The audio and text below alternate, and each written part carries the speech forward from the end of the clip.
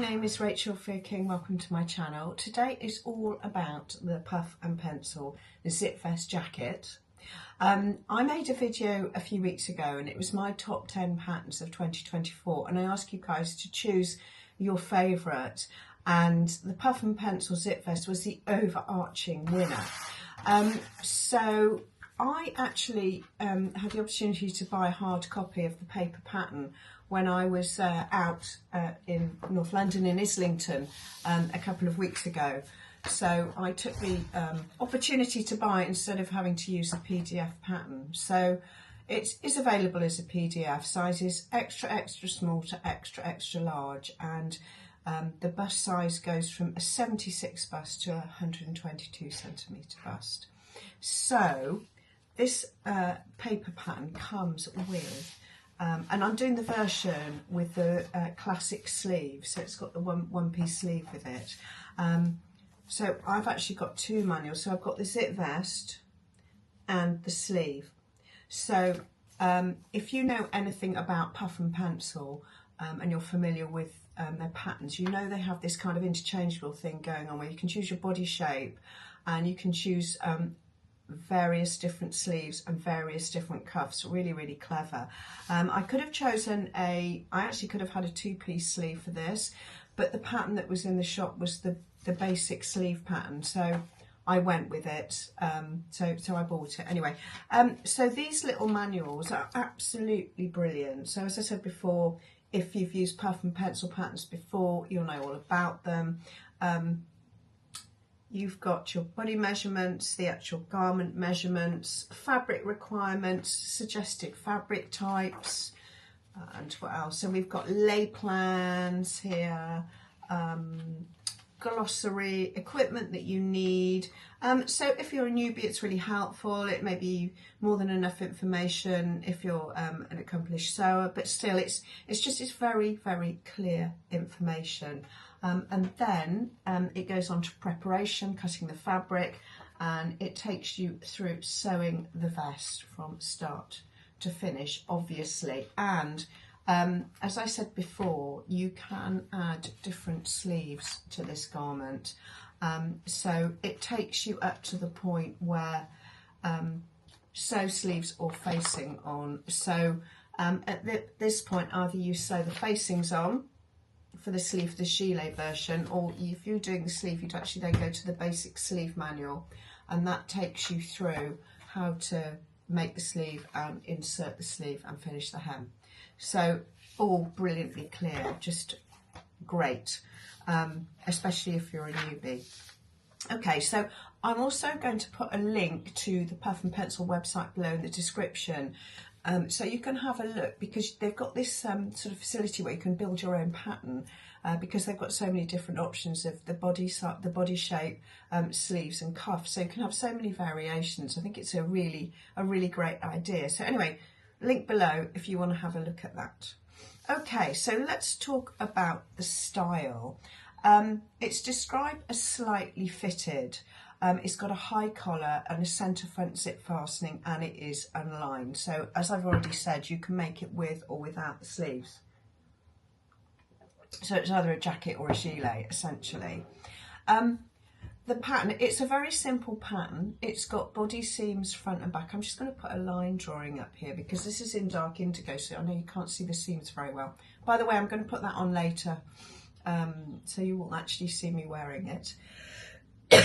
So the body has 8 panels, 4 at the front and 4 at the back. It's got a centre back seam.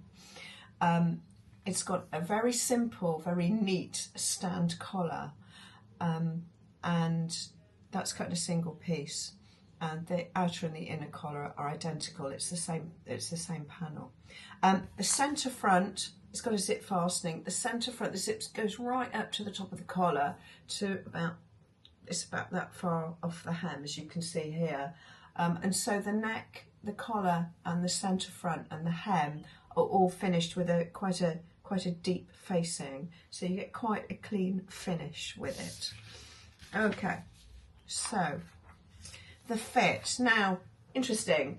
So it is described as slightly fitted. So it's not semi-fitted or fitted, that's for sure.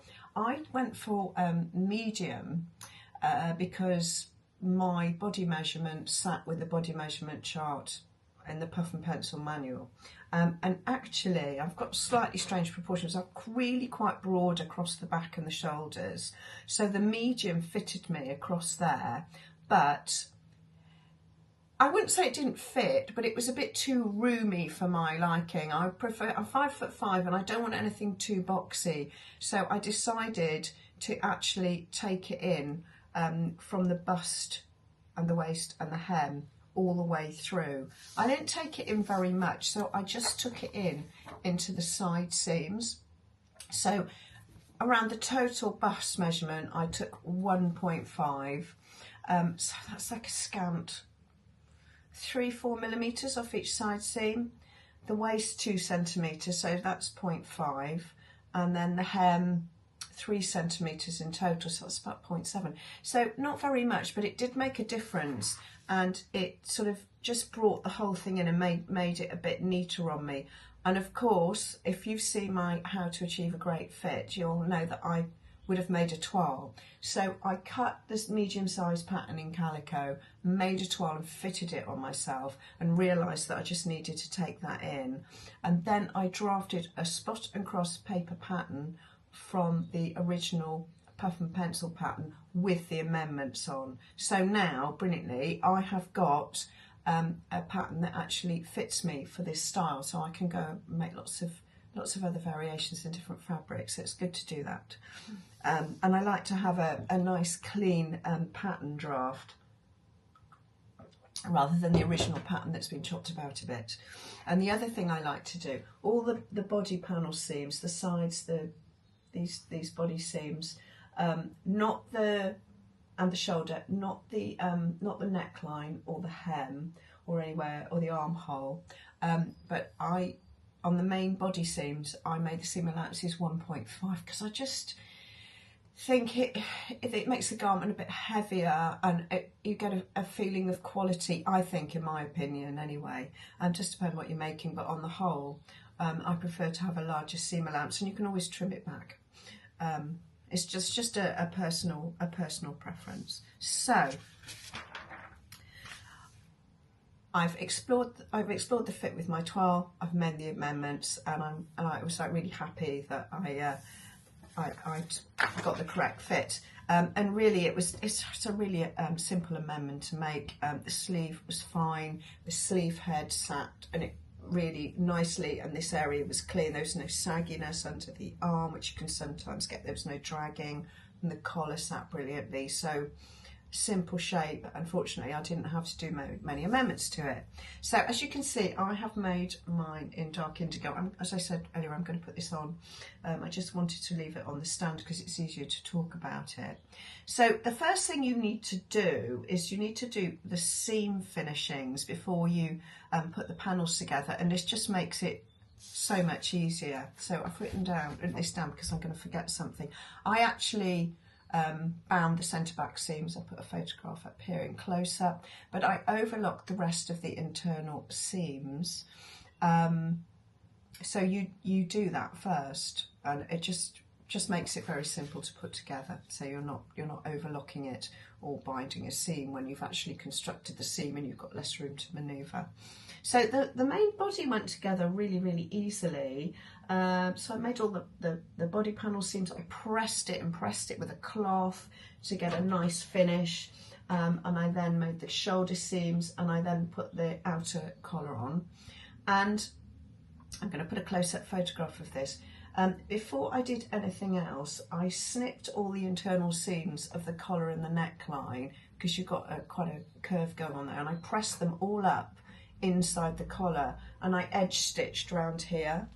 And you should actually do it differently, and I'll explain when I get onto the facing and the inner collar. But I did that at this stage even before I'd added the zip, because I think that sort of collar seam, I just think you've got a nicer looking finish if you've got it edge stitched. Okay, so I did do that. Right, okay. So the next thing I did was the zip insertion, and I think this is the only slightly tricky part of making this jacket, because this jacket is really simple, and so often, well always, when you make very simple things, they have to be so accurate because any mistakes are going to be like in your face.